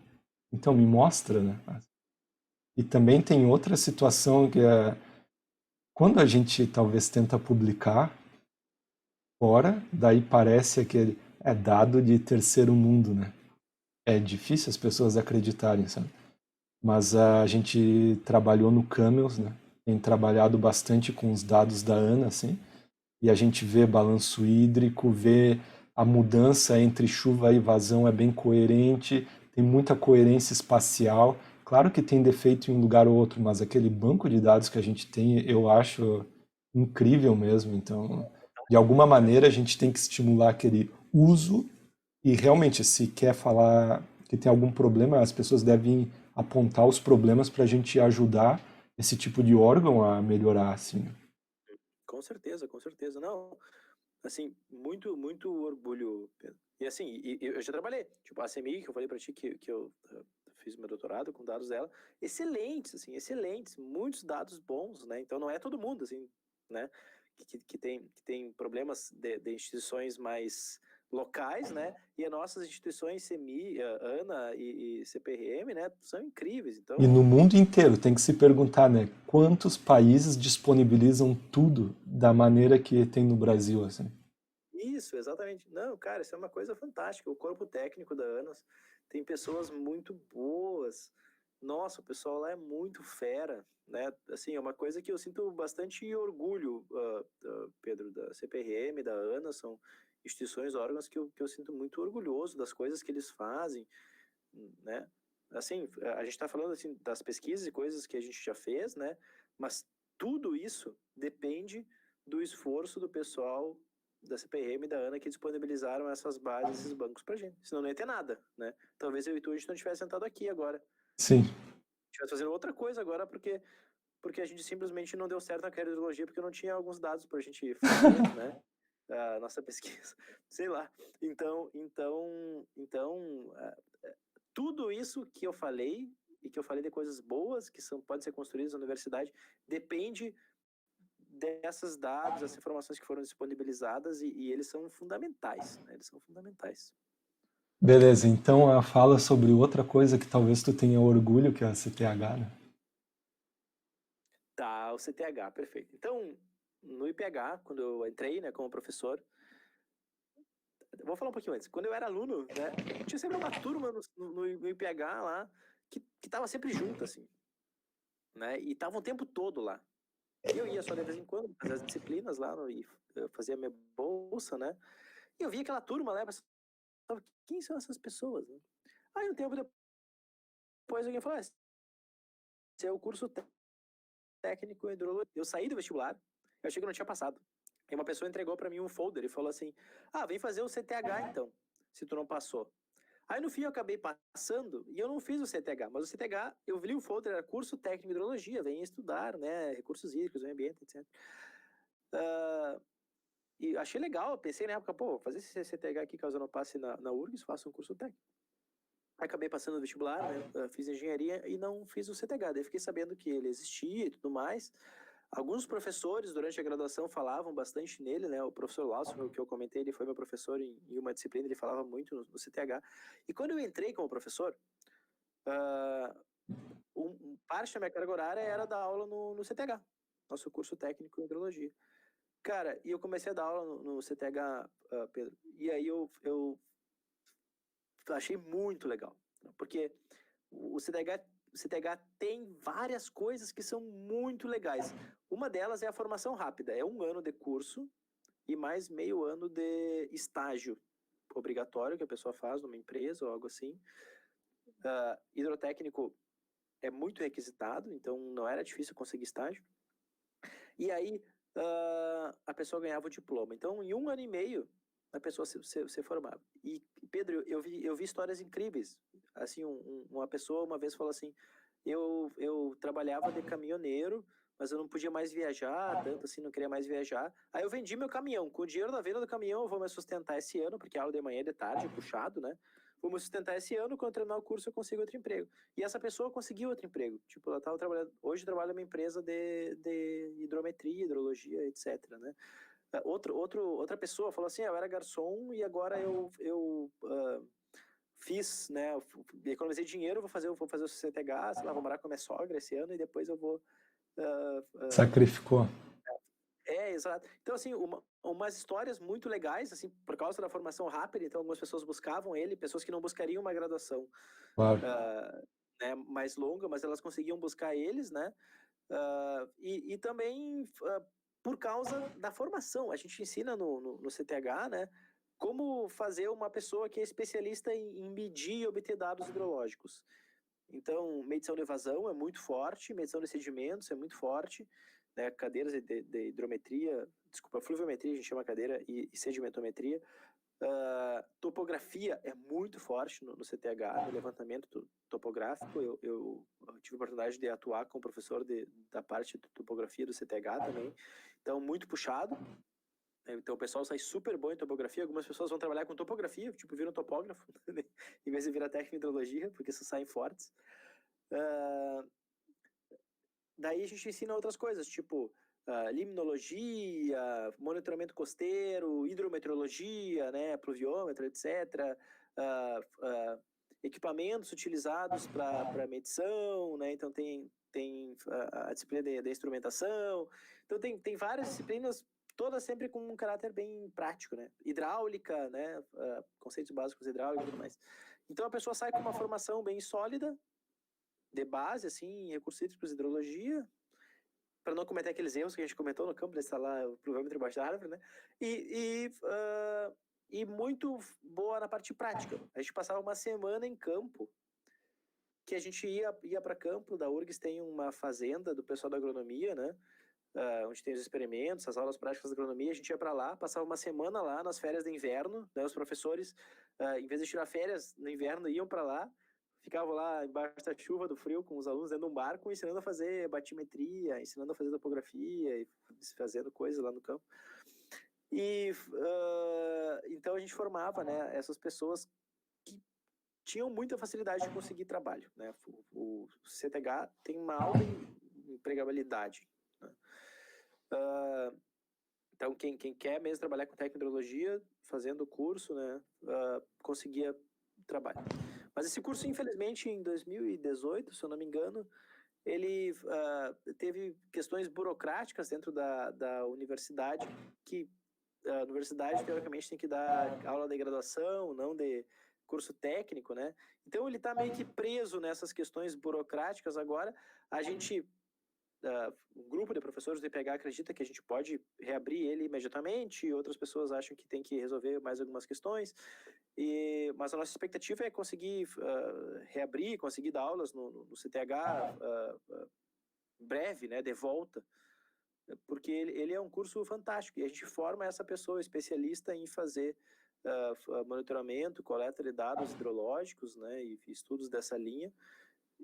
Formou várias pessoas, eu acredito, com bastante sucesso, e tenho muitas expectativas, né, que ele vai voltar a operar agora no IPH e a gente possa seguir formando pessoas. Com risco, se ele não voltar, a gente tem um apagão hidrológico no Brasil. Não vai ter essa formação de base, de técnico para monitorar, né? Então, quem é que vai poder monitorar? Uma pessoa que fez outro curso técnico e vai ter que voltar para fazer um treinamento no IPH ou algo assim, ou em algum outro lugar, né? Então, o profissional vai ficar muito mais difícil de conseguir. Como é que tu vai abrir um concurso para hidrotécnico se não tem formação de hidrotécnico? Tu vai ter que contratar outra pessoa e depois fazer um treinamento interno. Então eu acho que existe um risco real, inclusive de apagão de especialistas em medição no Brasil, se esse curso não for retomado muito em breve. Bom, eu espero que logo abra vagas, assim, né? Ou que seja retomado. Eu também Sim, sim. concordo com a importância desse tipo de formação, né? A gente está trabalhando para isso, né, Pedro? Assim, como professores do IPH, a gente está trabalhando para suprir qualquer dúvida burocrática, interna e administrativa e poder abrir, né, e concorrer ele, rodar ele para funcionar, né, dentro do IPH de novo. Muito bom. Tinha mais alguma coisa desse ia falar? Não lembro. Nesse Bom, assunto, hã? Pedro, acho que a gente falou bastante, né, sobre dados e coleta de dados, né? Mas eu queria fazer um comentário que a gente hoje é dia 15. Pedro, cara, parabéns pelo dia do professor, cara. Ah, parabéns, parabéns. Dia Dia do 15, né? professor. Hoje também aconteceu uma coisa muito legal que a CPRM, a gente tem um treinamento para a CPRM, para os técnicos da CPRM. Foram mais de 1.200 horas aula entre horas online, horas presenciais no IPH e horas em campo. A gente foi em campo com eles e a gente fez vários treinamentos, atividades e comparação, inclusive coisas bem legais, assim, vamos medir no mesmo lugar com todos os instrumentos possíveis, né, pra gente ver o que dá certo, o que dá errado. Hoje foi a formatura dessa turma da CPRM, que a gente deu esse treinamento para eles, né. Então, eu estou bem Legal. feliz também que a gente conseguiu fazer essa parceria, né, com a CPRM. O coordenador do projeto foi o Jean, que tu vai entrevistar ele em breve. Até pode ter que perguntar para ele na entrevista sobre esse curso. Vou anotar aqui. Isso, anotei. E aí, hoje foi a formatura e eu acho que foi um sucesso, assim, a gente ter treinado essas pessoas lá dentro. Muito bom. Tu falou tanta coisa, né? Mas talvez eu acho 80 ou 60% do que tu faz, eu não sei. Ainda com tudo isso que tu faz na universidade, muita gente não sabe, mas tem uma atuação bem forte em outras áreas, como, por exemplo, na Associação Brasileira de Recursos Hídricos, como como membro do corpo editorial da revista da nossa associação, na Revista Brasileira de Recursos Hídricos, RBRH. E se pudesse falar um pouco como que é essa parte do trabalho, que é quase como algo extra, assim, e também a importância da Perfeito. associação, acho que é legal falar sobre isso, e a importância talvez Show. de se encontrar no simpósio, né? Além de beber e tocar violão, talvez Show. tem outras coisas importantes ali. Perfeito. Bom, Pedro, eu gosto de contar a história, porque eu acho que a pessoa se identifica, né? Quando a gente conta a história, é legal, porque parece que tu tem uma certa intimidade, né? Quando tu escuta a história da pessoa. Sim. Então eu vou contar a minha história com a BRH, é assim, ó. Eu sabia que existia a BRH, tá? Em 2008, por exemplo. Eu era bolsista em iniciação científica na época, e daí ocorreram alguns congressos da BRH nessa época, 2009, 10, por aí. 2009, acho. Eu era bolsista de iniciação científica na época, daí eu não participei, porque eu era muito nerd na graduação. Eu gostava de ficar estudando e coisa e tal, e aí uma semana fora eu tinha que perder aula, né? Pá, Deus o livre, perder aula. E aí eu falei pro Walter que não e tudo mais, acho que até ele ficou bem impressionado quando eu falei que não queria ir.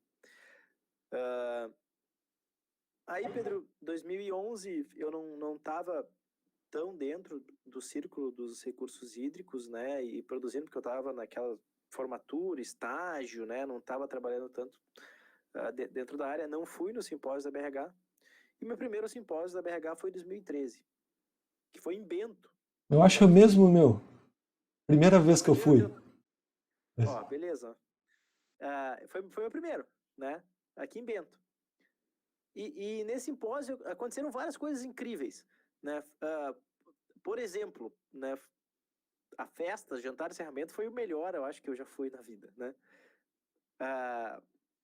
Outra coisa, o Walter Colichon, que era meu orientador, né? Ele lançou o livro de hidrologia, junto com o Fernando Ornelis, nesse simpósio, foi o lançamento do livro, né? E esse livro, antes dele virar livro, ele foi apostila, foi a apostila que eu aprendi hidrologia, foi essa, né? Quando eu comecei iniciação científica, eu não tinha feito a cadeira de hidrologia. O Walter falou, leia essa apostila aqui, né? Aprende.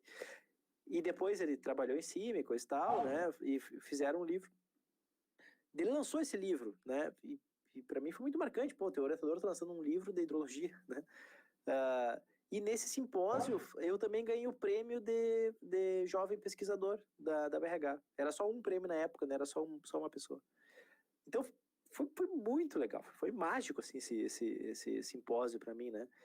O Jean Michel, né, que é meu colega no IPH, professor no IPH, também eu conheci ele era meu colega de doutorado, só que eu não conhecia tanto ele na época.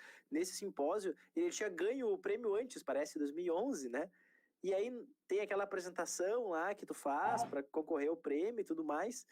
E eu fiquei bem inseguro depois da minha, não sabia se estava boa e tudo mais, né? E eu não era tão próximo do Jean, e o Jean chegou para mim e falou, cara, foi muito legal, confiança e tudo mais, tu vai conseguir. E eu lembro que eu falei assim, pá, que legal, né? O Jean me dando um apoio, né? Poxa, o cara é meu colega de trabalho, né? Super amigo, colega de trabalho. Era colega de sala, né? Até pouco tempo, eu acho. Colega de sala, né? Dividi a sala com ele até um pouco tempo atrás, né? Então, um cara sensacional também. Então, várias coisas da minha vida e coisas legais aconteceram nesse simpósio. Bom, daí eu entrei na comunidade da BRH, de fato, né? E com tudo, digamos assim, nessa época. Aí, Pedro, eu terminei o mestrado e coisa e tal. Quem é editor de revista sabe que convidar revisor é muito difícil. Tu começa a convidar revisor e muito revisor nega, né? Eu, como editor, às vezes convido 8 pessoas para conseguir 2, sendo que uma delas não responde no prazo, e aí tu tem que convidar outra. Tá Então, querendo dar alguma indireta pra mim, assim? Não é direto pra mim.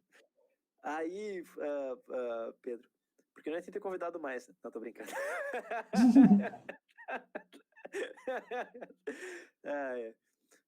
Não, cara, daí alguém me convidou para ser revisor, né? Numa dessas vai e vem, né? Quando tu tenta muitas pessoas, tu começa, tipo, vou começar a convidar o cara aqui que já é o doutorando, né? Porque os formados em graduados, pós-graduados, não estão não estão aceitando. Aí alguém me convidou, aí eu fui convidado, daí eu revisei um artigo. Aí quando tu é convidado do sistema na época, ele sugeria nomes, daí conforme tu vai revisando, né? Aí convidaram uma vez, daí eu fiz uma revisão, daí convidaram outra, daí eu comecei a revisar, né? Daí eu revisei muitos artigos para Revista Brasileira de Recursos Hídricos.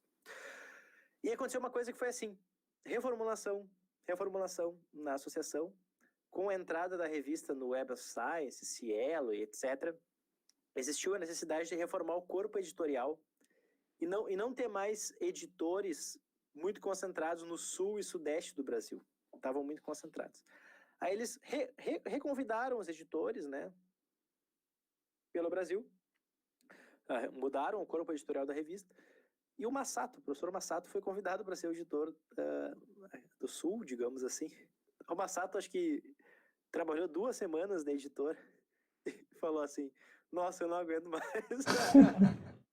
Não quis mais trabalhar de editor, né? E falou para a BRH, não quero mais. E outras pessoas do IPH já tinham sido editores da revista, né? E aí, talvez tenha ficado sem opção, né? Daí alguém falou assim, tem o Fernando aqui que revisa bastante, né? De repente ele pode ser o editor. Aí me convidaram para ser o editor, né?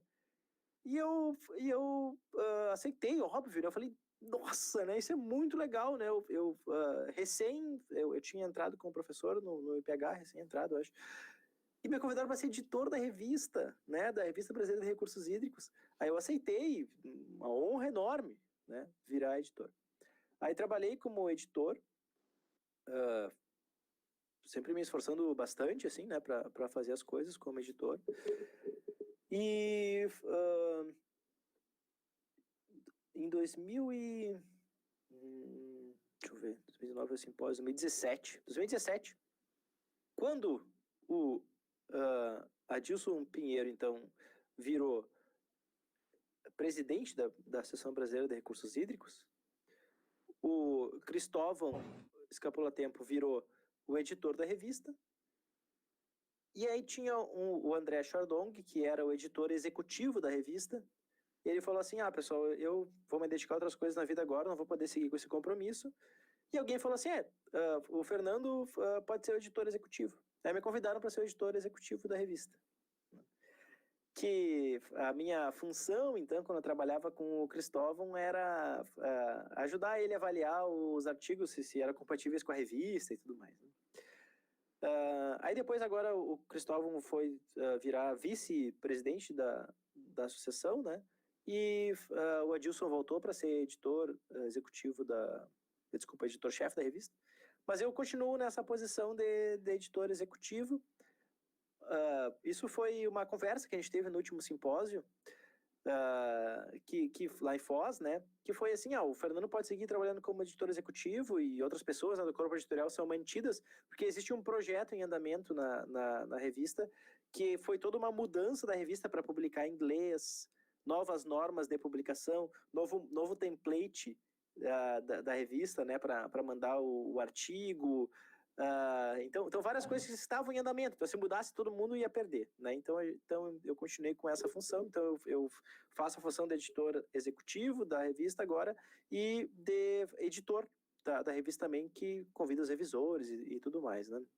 Então tenho tido esse envolvimento e eu gosto muito, assim, especialmente ser editor, apesar desses problemas, né, ter que ficar pentelhando as pessoas. Vem revisar o artigo, né? Revisa o artigo, por favor. Apesar de ter que ficar pentelhando as pessoas, eu gosto muito do trabalho como editor, né? Eu acho muito gratificante porque o paper, ele é o produto, assim, que resume a pesquisa, a ciência, a divulgação científica, né? Que tu vai fazer o teu trabalho. Então, as pessoas botaram muita energia, muito carinho para preparar o seu paper, sua pesquisa. E eu tenho, então, a honra de lidar, né, com a pesquisa da pessoa, de convidar e tudo mais a pessoa a participar. Pedro, deu uma queda de luz agora aqui na minha casa. Bom, mas então, vou retomar o assunto, tá? Então, Pedro, eu tenho trabalhado na revista, né, editor da revista, editor associado da revista e como editor executivo também. É um trabalho que me dá muito orgulho. Acho que a gente fez bons desenvolvimentos para a revista. E a expectativa é que agora, em 2021, pelos meus cálculos, a gente vai começar a ter o JCR, fator de impacto da revista e coisa e tal, né? Aí eu vou considerar a minha missão, assim, pelo menos ter participado disso, né, como essa parte da missão cumprida, né? Claro que eu pretendo continuar, né, como editor associado da revista talvez mais que cumprida, né? Do fator de impacto, né? Que muitas pessoas trabalharam para isso, né? Adilson, principalmente, mas Cristóvão e tudo mais. Mas eu também vou ficar feliz por ter sido parte, né? Trabalhado e conhecido as pessoas que puderam ajudar nisso. Eu não sei exatamente quantos artigos tu já revisou na vida, mas eu imagino que talvez é 10 vezes mais do que eu fiz, assim. Talvez tu é a pessoa que mais revisou que eu conheço. Então, Capaz, capaz. de vez em quando eu penso, eu não quero revisar, assim, mas daí penso, é, Fernando está trabalhando muito, então de alguma maneira eu também tenho que revisar, eu acho. Cara, assim, a cada um que tu submete, 2 ou 3 pessoas revisam, né? Tem que ter uma taxa de 1 para 2. Sim. A cada um que tu submete, tu tem que revisar uns 2, pelo menos. Bom, se for ver quantos tu publicou, então tu deve ter revisado muito, assim. Ah, sacanagem. Capaz, capaz. Bom, eu acho que a nossa condição não tá tão boa agora, mas, porra, a conversa foi muito boa o tempo todo, né? Muita coisa interessante. Deixa eu ver. Tinha muita coisa que eu queria falar e tá. Eu acho que a conversa saiu muito mais fluida do que eu poderia desejar, que na ordem que eu coloquei, deu para entender muito bem. Então, se possível, assim, para a gente encerrar por enquanto, porque eu estou prevendo uma segunda Aham. rodada, Legal, legal. tu, tu ainda és, né? Ou não é? Eu não sei aquele guri de Uruguaiana, assim, da margem esquerda do Uruguai, mas agora tu já tá meio gaúcho da cidade, talvez, né? Então, tua visão deve ter mudado um pouco, né? Da época de graduação ou da época que tu pensou em entrar no CTH agora como professor. Então, mas o que eu gostaria, assim, é se tem alguma dica para as pessoas que estão nesse caminho ou que pensam que esse pode ser um caminho bom, né? Não sei se tem algum livro, o que que tu Uhum. está interessado recentemente, assim. Se quiser comentar algo meio livre. Como eu sei que tu fala muito bem, eu não preciso Tá. perguntar muito específico, né? Capaz, capaz. Se elogiar, estraga, tá? Não, não se elogia.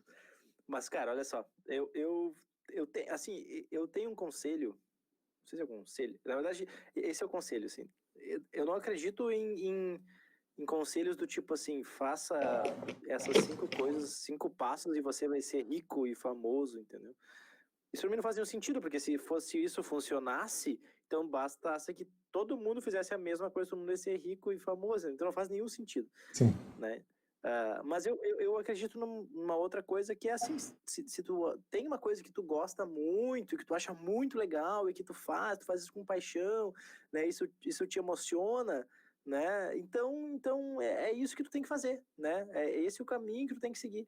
Então, se tu é uma pessoa que está trabalhando na área de recursos hídricos, hidrologia, né, e afins, né, e tu tá gostando muito, né, e isso tá assim, dando prazer, satisfação, etc. Então é isso que tem que fazer, né? Pode se jogar, né, com tudo, né, digamos assim, e se dedicar muito e todo o seu tempo, toda a tua energia, porque tem muitas coisas legais para fazer, tem muita pesquisa a ser feita ainda, mas tem muita coisa também da prática da engenharia a ser desenvolvida, né? Tem muita coisa interessante aí para ser feita nesse mundo, nessa área ambiental de recursos hídricos. Existe uma demanda, né, por profissionais cada vez mais capacitados e cada vez melhores. Não precisa ter medo em ficar desempregado ou algo assim, né? Quem faz coisas boas, faz coisas direito e se dedica muito, vai ter espaço, né? E realmente existe essa necessidade. Então, isso é o que eu acredito, né, Pedro? Então, uh, se você está gostando muito, se você se identifica com essa área, então vamos lá, né? Claro, e de repente se a pessoa não está se achando tão legal assim, né? Então tem que buscar outros caminhos, né? E isso eu até falo para os meus orientados às vezes, né? Assim, então, vou, sei lá, fez uma bolsista de IC comigo e depois quer fazer um estágio. Falei, vai lá, entendeu? Eu fiz a mesma coisa. Eu olhei outros locais antes de escolher, até que eu decidi assim, não, isso aqui que eu gosto muito, isso aqui é minha paixão, é aqui que eu vou, né? Então, faça isso, né? algumas pessoas vão escolher errado, né? A gente não tem como controlar. Isso, exatamente, exatamente. Mas é isso uma coisa que eu acredito. Então, se a pessoa tá gostando muito, né, dessa área, assim, questões ambientais, né, eu por exemplo, eu dou aula de disciplinas na área de meio ambiente, tipo, como é que fazem a rima e coisa e tal, né? E eu acho isso super interessante, super legal, né? Então me motiva muito também estudar, trabalhar essas coisas, tem tudo a ver com as pesquisas que eu faço, né? Técnicas que são utilizadas depois para melhorar estudos de impacto ambiental. Então, a área ambiental em geral, se isso é uma coisa que te motiva, né? Que tu acha legal, existe muito espaço, muita coisa a ser desenvolvida, né? Muito trabalho a ser feito.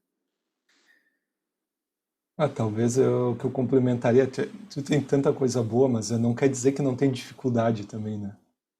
Então, a Claro, pessoa não nossa, deve achar que porque tem dificuldade não é bom, claro. algo assim.